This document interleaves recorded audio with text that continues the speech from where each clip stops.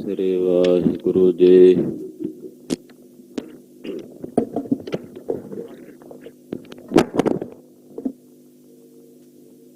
ਔਰ ਸਤਨਾਮ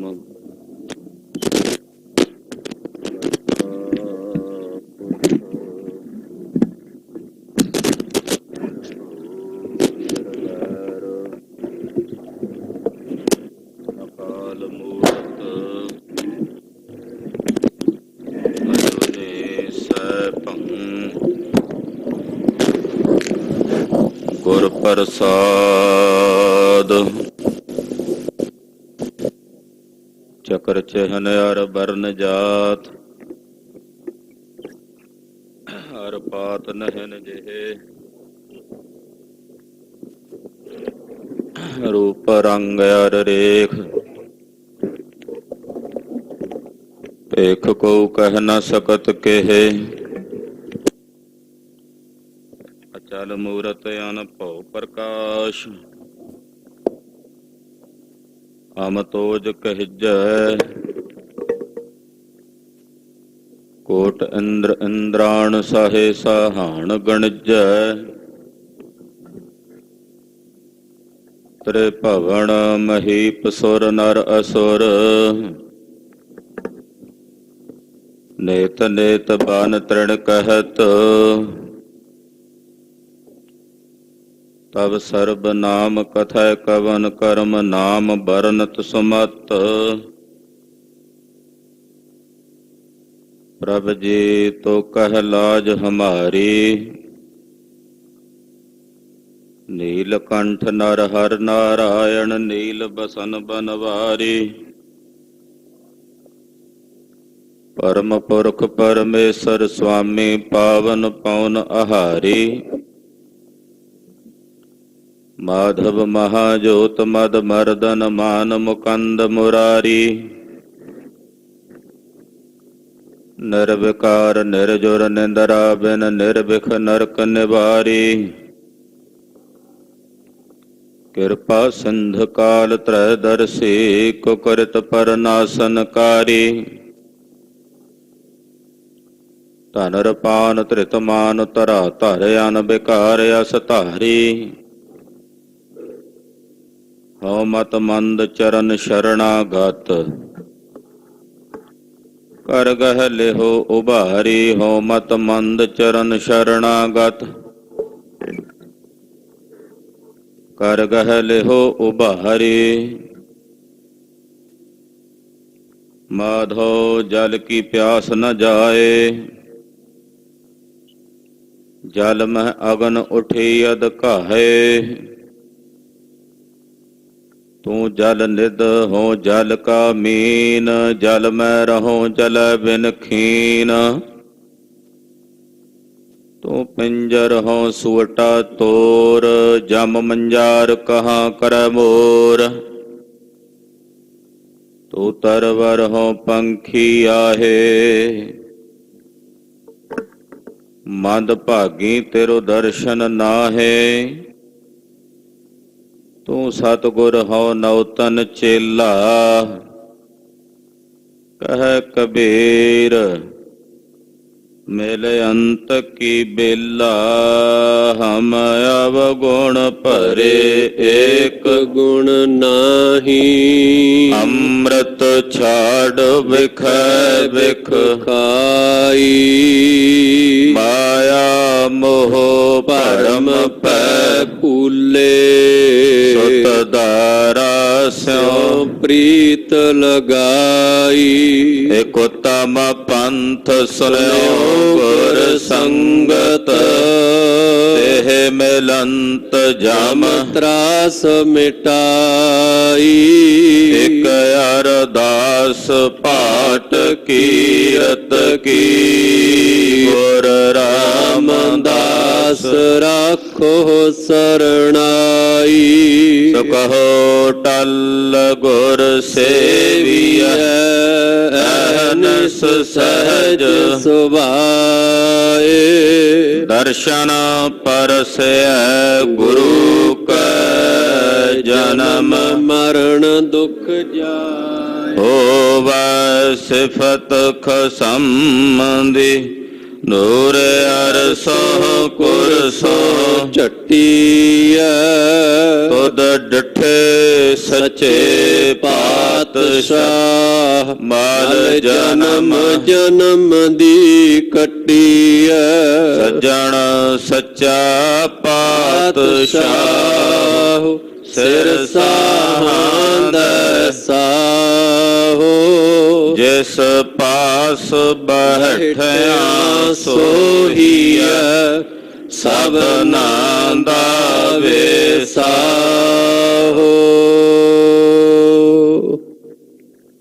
ਸਤਨਾਮ ਸ੍ਰੀ ਵਾਹਿਗੁਰੂ ਸਾਹਿਬ ਜੀ। ਧਨਾਸਰੀ ਮਹੱਲਾ ਪਹਿਲਾ ਘਰ ਦੂਜਾ ਅਸ਼ਟਪਦੀਆ। ਇੱਕ ਓੰਕਾਰ ਸਤਿਗੁਰ ਪ੍ਰਸਾਦ। ਗੁਰ ਸਾਗਰ ਰਤਨੀ ਭਰ ਪੂਰੇ। ਅੰਮ੍ਰਿਤ ਸੰਤ ਚੁਗੈ ਨਹੀਂ ਦੂਰੇ। ਹਰ ਰਸ ਚੋਗ ਚੁਗੈ ਪ੍ਰਭ ਭਾਵੈ। ਸਰਵਰ ਮਹ ਹੰਸ ਪ੍ਰਾਨ ਪਤ ਪਾਵੈ। ਗੁਰ ਸਾਗਰ ਰਤਨੀ ਭਰ ਪੂਰੇ।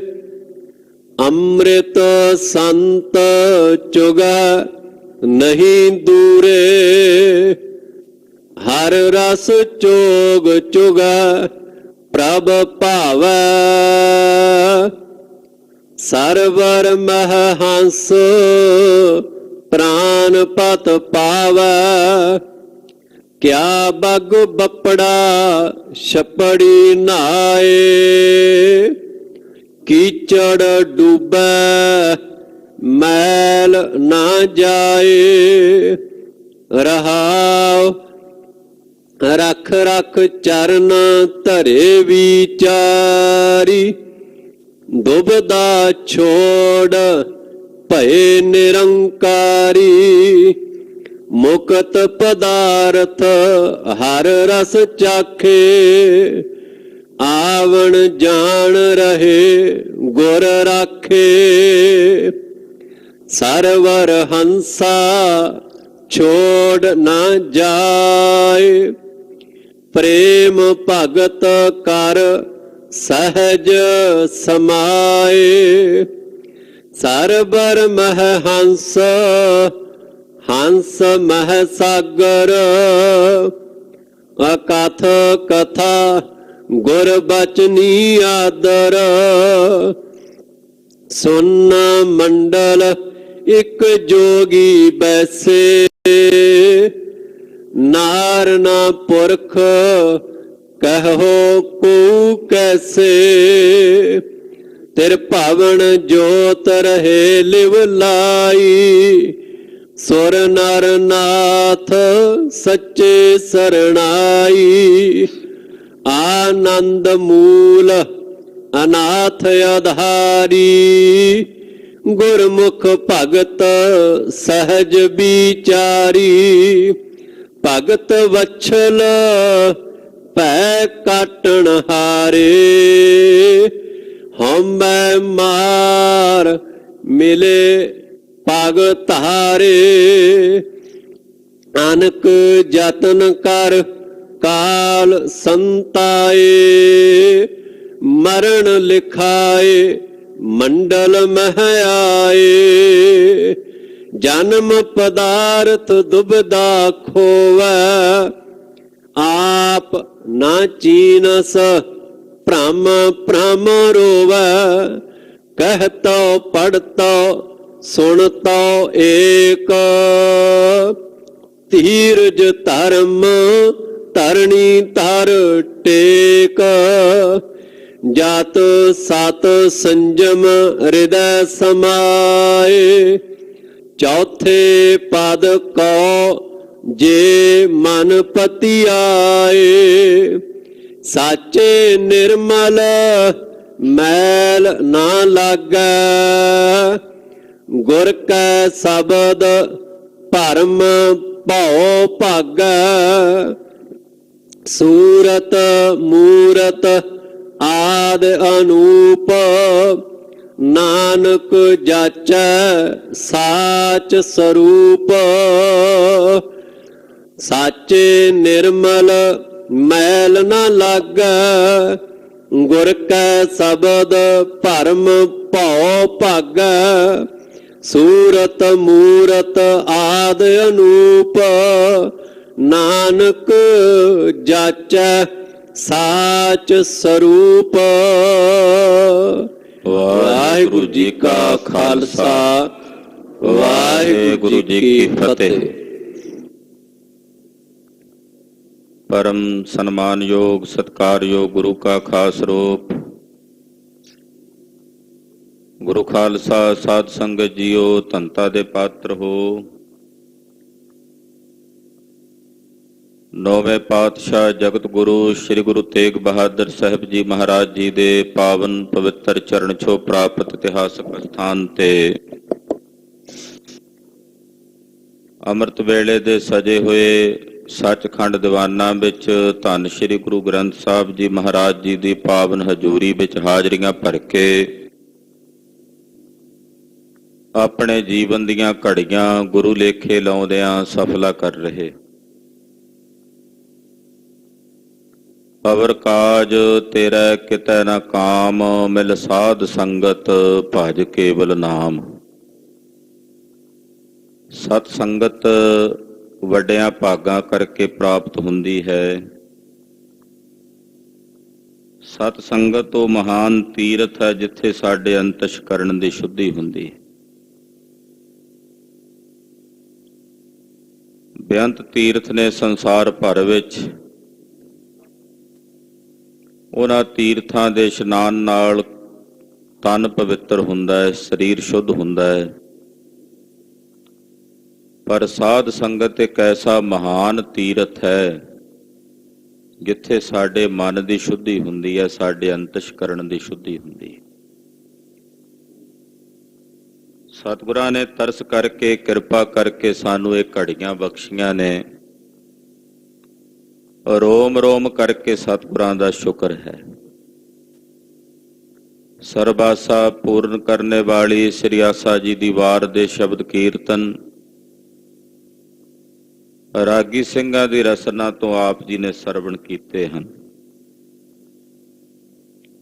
ਅੰਮ੍ਰਿਤ ਵੇਲੇ ਪਾਵਨ ਪਵਿੱਤਰ ਸ੍ਰੀ ਮੁਖ ਵਾਕ ਦੀ ਦਾਤ ਸਤਿਗੁਰਾਂ ਨੇ ਬਖਸ਼ਿਸ਼ ਕੀਤੀ ਹੈ। ਆਓ ਕੁਝ ਸਮੇਂ ਲਈ ਆਪਣੀਆਂ ਸੁਰਤੀਆਂ ਬਿਰਤੀਆਂ ਗੁਰੂ ਚਰਨਾਂ ਨਾਲ ਜੋੜੀਏ। ਇਕਾਗਰਤਾ ਬਣਾਉਣ ਨਿਮਿਤ ਸਮੂਹ ਮਾਈ ਭਾਈ ਆਪਣੀ ਰਸਨਾ ਨੂੰ ਪਵਿੱਤਰ ਕਰੋ ਤੇ ਆਖੋ ਜੀ ਸਤਿਨਾਮ ਸ੍ਰੀ ਵਾਹਿਗੁਰੂ ਸਾਹਿਬ ਜੀ। ਸਤਿਨਾਮ ਸ੍ਰੀ ਵਾਹਿਗੁਰੂ ਸਾਹਿਬ ਜੀ। ਤਨਾਸਰੀ ਮਹੱਲਾ ਪਹਿਲਾ। ਘਰ ਦੂਜਾ ਅਸ਼ਟਪਦੀਆ। ਇੱਕ ਓੰਕਾਰ ਸਤਿਗੁਰ ਪ੍ਰਸਾਦ। ਰਾਗ ਧਨਾਸਰੀ ਹੈ ਔਰ ਪਹਿਲੇ ਪਾਤਸ਼ਾਹ ਜਗਤ ਗੁਰੂ ਸ਼੍ਰੀ ਗੁਰੂ ਨਾਨਕ ਦੇਵ ਸਾਹਿਬ ਜੀ ਮਹਾਰਾਜ ਜੀ ਦੀਆਂ ਉਚਾਰਨ ਕੀਤੀਆਂ ਹੋਈਆਂ ਅਸ਼ਟਪਦੀਆਂ ਹਨ। ਦੂਜੇ ਘਰ ਸੁਰਤਾਲ ਵਿੱਚ ਇਹਨਾਂ ਪਵਿੱਤਰ ਅਸ਼ਟਪਦੀਆਂ ਨੂੰ ਗਾਇਨ ਕਰਨ ਦਾ ਹੁਕਮ ਹੈ। ਮੰਗਲਾਚਰਨ ਕਰਦੇ ਨੇ ਸਾਹਿਬ ਅਕਾਲ ਪੁਰਖ ਇੱਕ ਹੈ ਓੰਕਾਰ ਜੋ ਸਾਰਿਆਂ ਵਿੱਚ ਵਿਆਪਕ ਔਰ ਸਰਬ ਦਾ ਪ੍ਰਕਾਸ਼ਕ ਹੈ। ਤਰਈ ਕਾਲ ਸਤ ਹੈ ਗੁਰ ਚੇਤਨ ਹੈ ਪ੍ਰਸਾਦ ਆਨੰਦ ਸਵਰੂਪ ਹੈ। ਐਸਾ ਜੋ ਸਤ ਚੇਤਨ ਆਨੰਦ ਅਕਾਲ ਪੁਰਖ ਵਾਹਿਗੁਰੂ ਪਰਮੇਸ਼ਰ ਇੱਕ ਸਾਰਿਆਂ ਨੂੰ ਪ੍ਰਕਾਸ਼ਣੇ ਵਾਲਾ ਹੈ, ਤਿਸ ਦੀ ਪ੍ਰਾਪਤੀ ਸਤਿਗੁਰਾਂ ਦੀ ਕਿਰਪਾ ਨਾਲ ਹੁੰਦੀ ਹੈ। ਇਹ ਮੰਗਲਾਚਰਨ ਕਰਕੇ ਜਗਤ ਗੁਰੂ ਸ੍ਰੀ ਗੁਰੂ ਨਾਨਕ ਦੇਵ ਸਾਹਿਬ ਸੱਚੇ ਪਾਤਸ਼ਾਹ ਜੀ ਮਹਾਰਾਜ ਪਵਿੱਤਰ ਪਾਵਨ ਸ਼ਬਦ ਦੀ ਪ੍ਰਾਰੰਭਤਾ ਕਰਦੇ ਹਨ। ਗੁਰ ਸਾਗਰ ਰਤਨੀ ਭਰ ਪੂਰੇ। ਜਗਤ ਗੁਰੂ ਗਰੀਬ ਨਵਾਜ ਜੀ ਫਰਮਾਨ ਕਰਦੇ ਹਨ, ਗੁਰੂ ਸਮੁੰਦਰ ਹੈ, ਗੁਰੂ ਸਾਗਰ ਹੈ। ਸਾਗਰ ਵਿੱਚ ਰਤਨ ਹੁੰਦੇ ਨੇ, ਕੀਮਤੀ ਰਤਨਾਂ ਨਾਲ ਸਾਗਰ ਭਰਿਆ ਹੁੰਦਾ ਹੈ। ਗੁਰੂ ਸਾਗਰ ਹੈ ਔਰ ਸ਼ੁਭ ਗੁਣਾ ਰੂਪੀ ਸ਼ੁਭ ਵੈਰਾਗ, ਵਿਵੇਕ, ਖਟ ਸੰਪਤੀ ਆਦਿਕ ਜਿਤਨੇ ਸ਼ੁਭ ਗੁਣ ਨੇ, ਇਹਨਾਂ ਸ਼ੁਭ ਗੁਣਾ ਰੂਪੀ ਰਤਨਾਂ ਨਾਲ ਸਤਿਗੁਰੂ ਜੀ ਰੂਪੀ ਸਾਗਰ ਭਰਪੂਰ ਹਨ, ਭਰੇ ਪਏ ਹਨ। ਭਰ ਪੂਰੇ ਭਰੇ ਹੋਏ ਨੇ ਔਰ ਪਰਿਪੂਰਨ ਹਨ। ਗੁਰੂ ਪਾਤਸ਼ਾਹ ਵਿੱਚ ਸਾਰੇ ਹੀ ਸ਼ੁਭ ਗੁਣ ਨੇ। ਸਤਿਗੁਰੂ ਜੀ ਦੇ ਵਿੱਚ ਸਤ ਵੀ ਹੈ, ਸੰਤੋਖ ਵੀ ਹੈ, ਦਇਆ ਵੀ ਹੈ, ਖਿਮਾ ਵੀ ਹੈ। ਜਿਤਨੇ ਵੀ ਗੁਣ ਨੇ ਉਹ ਗੁਣਾ ਰੂਪੀ ਰਤਨਾਂ ਨਾਲ ਸਤਿਗੁਰੂ ਜੀ ਰੂਪੀ ਸਾਗਰ ਭਰੇ ਪਏ ਹਨ। ਹਾਂਜੀ। ਅੰਮ੍ਰਿਤ ਸੰਤ ਚੁਗ ਨਹੀਂ ਦੂਰੇ। ਜਿਹੜੇ ਸੰਤ ਜਨ ਨੇ, ਸਾਧਕ ਗੁਰਸਿੱਖ, ਉਹ ਸਤਿਗੁਰੂ ਰੂਪੀ ਸਾਗਰ ਦੇ ਕੋਲ ਆ ਕੇ ਇਹਨਾਂ ਸ਼ੁਭ ਗੁਣਾ ਰੂਪੀ ਕੀਮਤੀ ਰਤਨਾਂ ਨੂੰ ਚੁਣਦੇ ਹਨ, ਚੁਗਦੇ ਹਨ। ਗੁਰੂ ਕੋਲ ਸਾਰੇ ਗੁਣ ਨੇ। ਜਿਹੜੇ ਸਿੱਖ ਨੇ ਉਹ ਆਪਣੇ ਗੁਰੂ ਪਾਤਸ਼ਾਹ ਜੀ ਪਾਸੋਂ ਉਹਨਾਂ ਸਾਰੇ ਸ਼ੁਭ ਗੁਣਾਂ ਨੂੰ ਗ੍ਰਹਿਣ ਕਰਦੇ ਨੇ ਔਰ ਕਦੇ ਵੀ ਆਪਣੇ ਸਤਿਗੁਰਾਂ ਨੂੰ ਛੱਡ ਕੇ ਦੂਰ ਨਹੀਂ ਜਾਂਦੇ, ਯਾਨੀ ਕਿ ਆਪਣੇ ਗੁਰੂ ਤੋਂ ਸਿੱਖ ਬੇਮੁਖ ਨਹੀਂ ਹੁੰਦੇ। ਕਿਉਂਕਿ ਜਿਹੜੇ ਸ਼ੁਭ ਗੁਣਾਂ ਦੇ ਰਤਨ ਗੁਰਸਿੱਖ ਨੂੰ ਚਾਹੀਦੇ ਨੇ ਉਹ ਕੇਵਲ ਗੁਰੂ ਕੋਲੋਂ ਮਿਲਦੇ ਨੇ। ਇਸ ਕਰਕੇ ਆਪਣੇ ਗੁਰੂ ਨੂੰ ਛੱਡ ਕੇ ਦੂਰ ਨਹੀਂ ਜਾਂਦੇ, ਆਪਣੇ ਸਤਿਗੁਰਾਂ ਦੇ ਪਾਸ ਗੁਰਸਿੱਖ ਰਹਿੰਦੇ ਹਨ। ਗੁਰਸਿੱਖ ਤਾਂ ਯਤਨ ਵੀ ਇਹ ਕਰਦੇ ਨੇ ਕਿ ਜਿੱਥੇ ਗੁਰੂ ਘਰ ਨੇੜੇ ਹੋਵੇ ਉੱਥੇ ਮੇਰਾ ਮਕਾਨ ਹੋਵੇ। ਉਹ ਤਾਂ ਇਹ ਵੀ ਬਰਦਾਸ਼ਤ ਨਹੀਂ ਕਰਦੇ ਕਿ ਮੇਰਾ ਘਰ ਵੀ ਸਤਿਗੁਰਾਂ ਦੇ ਘਰ ਤੋਂ ਕਿਤੇ ਦੂਰ ਪਾਸੇ ਹੋਵੇ। ਤੋ ਐਸੀਆਂ ਭਾਵਨਾਵਾਂ ਗੁਰਸਿੱਖਾਂ ਦੇ ਹਿਰਦਿਆਂ ਵਿੱਚ ਆਪਣੇ ਸਤਿਗੁਰੂ ਜੀ ਪ੍ਰਤੀ ਹਨ ਔਰ ਅੰਮ੍ਰਿਤ ਰੂਪੀ ਸ਼ੁਭ ਗੁਣਾਂ ਨੂੰ ਸੰਤ ਜਨ ਆਪਣੇ ਗੁਰੂ ਪਾਸੋਂ ਚੁਗਦੇ ਨੇ, ਗ੍ਰਹਿਣ ਕਰਦੇ ਨੇ ਔਰ ਦੂਰ ਨਹੀਂ ਜਾਂਦੇ, ਯਾਨੀ ਕਿ ਆਪਣੇ ਗੁਰੂ ਦੇ ਹਮੇਸ਼ਾ ਸਨਮੁਖ ਰਹਿੰਦੇ ਹਨ। ਹਰ ਰਸ ਚੋਗ ਚੁਗ ਹੈ ਪ੍ਰਭ ਭਾਵੈ। ਜਿਹੜੇ ਹਰੀ ਦੇ ਇਸ ਸ਼ੁਭ ਗੁਣਾ ਰੂਪੀ ਰਸ ਦੇ ਚੋਗ ਨੂੰ ਚੁਗਦੇ ਨੇ ਉਹੀ ਉਸ ਪ੍ਰਭੂ ਨੂੰ ਪਾਉਂਦੇ ਹਨ। ਜਿਹੜੇ ਇਹਨਾਂ ਸ਼ੁਭ ਗੁਣਾਂ ਦੇ ਰਸ ਦੇ ਚੋਗੇ ਨੂੰ ਚੁਗਦੇ ਨੇ, ਜਿੰਨੇ ਵੀ ਇਹ ਸ਼ੁਭ ਗੁਣ ਨੇ, ਇਹਨਾਂ ਸ਼ੁਭ ਗੁਣਾਂ ਨੂੰ ਗ੍ਰਹਿਣ ਕਰਦੇ ਨੇ, ਗੁਣਾਂ ਨੂੰ ਇਕੱਤਰ ਕਰਕੇ ਔਗੁਣਾਂ ਨੂੰ ਤਿਆਗਦੇ ਨੇ। ਮਹਾਰਾਜ ਜੀ ਕਹਿੰਦੇ ਉਹੀ ਗੁਰਮੁਖ ਗੁਰਸਿੱਖ ਉਸ ਪ੍ਰਭੂ ਨੂੰ ਪਾਉਂਦੇ ਨੇ, ਪਰਮੇਸ਼ਰ ਨੂੰ ਪਾਉਂਦੇ ਨੇ। ਕੱਲ ਵੀ ਬਚਨ ਆਇਆ ਸੀ, ਭਾਂਡਾ ਹੱਛਾ ਸੋਏ ਜੋ ਤਿਸ ਭਾਵ ਸੀ। ਜਿਹੜਾ ਉਸ ਵਾਹਿਗੁਰੂ ਨੂੰ ਪਾਉਂਦਾ ਉਸੇ ਦਾ ਅੰਤਸ਼ਕਰਨ ਰੂਪੀ ਭਾਂਡਾ ਸ਼ੁੱਧ ਹੁੰਦਾ ਹੈ। ਇੱਥੇ ਮਹਾਰਾਜ ਜੀ ਦੱਸਦੇ ਨੇ ਕਿ ਪਾਉਂਦੇ ਕਿਹੜੇ ਨੇ? ਜਿਹੜੇ ਸ਼ੁਭ ਗੁਣਾਂ ਨੂੰ ਇਕੱਤਰ ਕਰਦੇ ਨੇ, ਹਰੀ ਦੇ ਨਾਮ ਰਸ ਦੇ ਚੋਗ ਨੂੰ ਚੁਗਦੇ ਨੇ, ਸ਼ੁਭ ਗੁਣਾਂ ਨੂੰ ਵਿਹਾਜਦੇ ਨੇ, ਸ਼ੁਭ ਗੁਣਾਂ ਨੂੰ ਇਕੱਤਰ ਕਰਦੇ ਨੇ।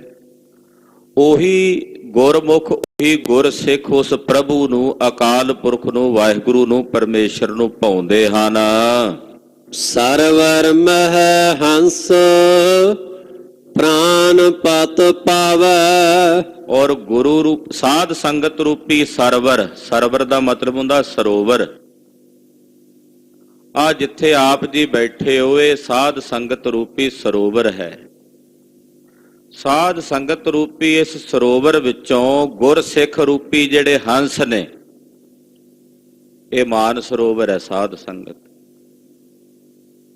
ਔਰ ਗੁਰਸਿੱਖ ਰੂਪੀ ਜਿਹੜੇ ਹੰਸ ਨੇ ਉਹ ਸਾਧ ਸੰਗਤ ਰੂਪੀ ਇਸ ਸਰੋਵਰ ਵਿੱਚੋਂ ਹੀ ਆਪਣੇ ਪ੍ਰਾਣਾਂ ਦੇ ਪਤੀ ਵਾਹਿਗੁਰੂ ਪਰਮੇਸ਼ਰ ਨੂੰ ਪ੍ਰਾਪਤ ਕਰਦੇ ਨੇ।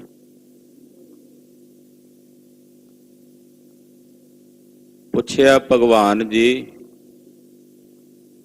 ਆਪ ਜੀ ਦਾ ਸदैवी ਨਿਵਾਸ ਕਿੱਥੇ ਹੈ? ਰਹਿੰਦੇ ਤਾਂ ਸਾਰੇ ਸੰਸਾਰ ਵਿੱਚੋਂ, ਕਣ ਕਣ ਵਿੱਚੋਂ ਵਿਆਪਕ ਹੋ, ਪਰ ਜਿੱਥੇ ਪ੍ਰਤੱਖ ਰੂਪ ਵਿੱਚ ਹਰ ਵੇਲੇ ਹੀ ਹਾਜ਼ਰ ਹੋਵੋ ਤੇ ਵਸਦੇ ਹੋਵੋ, ਉਹ ਥਾਂ ਕਿਹੜਾ ਹੈ? ਤਾਂ ਭਗਵਾਨ ਜੀ ਕਹਿੰਦੇ ਉਹ ਥਾਂ ਸਾਧ ਸੰਗਤ ਹੈ। ਜਿੱਥੇ ਸਾਧ ਸੰਗਤ ਹੈ ਉੱਥੇ ਮੈਂ ਹਮੇਸ਼ਾ ਹੀ ਵਸਦਾ ਹਾਂ।